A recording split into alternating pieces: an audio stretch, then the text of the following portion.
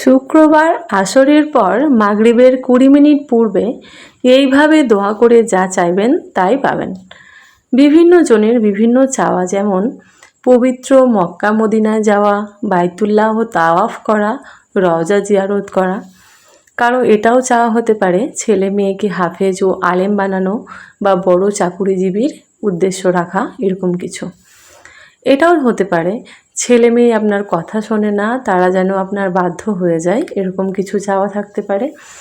এটা থাকতে পারে এমন স্বামী চাই বা স্ত্রী চাই যার দাম্পত্য জীবনে আল্লাহ খুশি থাকবেন।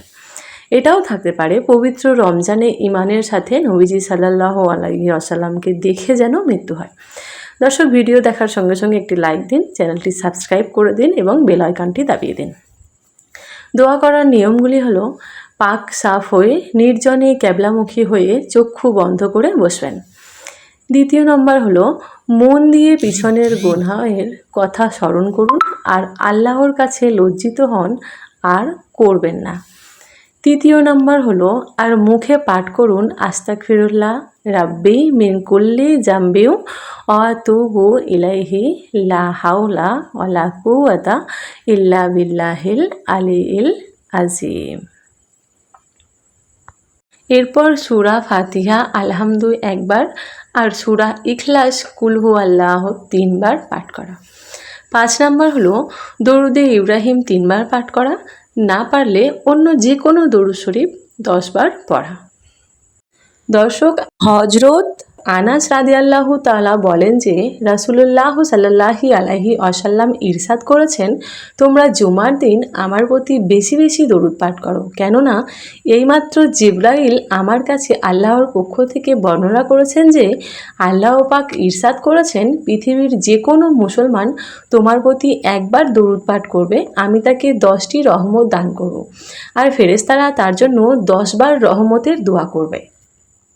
দর্শক, দরুদের ফজিলতগুলি হলো: দরুদ পাঠের ফলে 10টি রহমত লাভ হয়, 10টি মর্তবা বুলান্দ হয়, 10টি পূর্ণ আমলনায় লিপিবদ্ধ হয়, 10টি গুনহা মুছে যায়, দোয়া কবুল হয়, রাসূলুল্লাহ সাল্লাল্লাহু আলাইহি ওয়াসাল্লামের শাফায়াত ওয়াজিব হয়, তার সাক্ষাৎ লাভের সৌভাগ্য হয়, রাসূলুল্লাহ সাল্লাল্লাহু আলাইহি ওয়াসাল্লামের নৈকট্য অর্জিত হয়, কিয়ামতের দিন অন্যদের পূর্বে রাসূলুল্লাহ সাল্লাল্লাহু আলাইহি ওয়াসাল্লামের সাথে দরুদ পাঠকারীর সাক্ষাৎ ঘটবে। দর্শক, 10 বার পাঠ করবেন সুবহানাল্লাহি ওয়া বিহামদিহি সুবহানাল্লাহিল আযীম। সর্বশেষ আবার ইস্তেগফার 3 বার পাঠ করে তারপর মুনাজাত দিবেন। মুনাজাত কিভাবে দিবেন?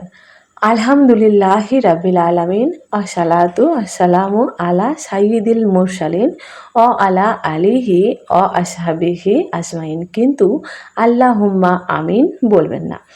আলহামদুলিল্লাহি রাব্বিল আলামিন মুনাজাত দিয়ে রাব্বানা আতিনা ফিদ দুনিয়া পাঠ করা। এ আল্লাহ, আমার এই আমলগুলো তোমার শাহী দরবারে কবুল করে নাও। আমাকে ও আমার ফ্যামিলির সকল দিনের জন্য কবুল করে নাও। আমার মনের নেক আশাগুলো পুরো করো।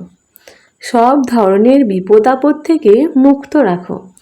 মুনাজাতে যে দোয়া পড়লে আগে পরের সব দোয়া কবুল করে তা পড়া।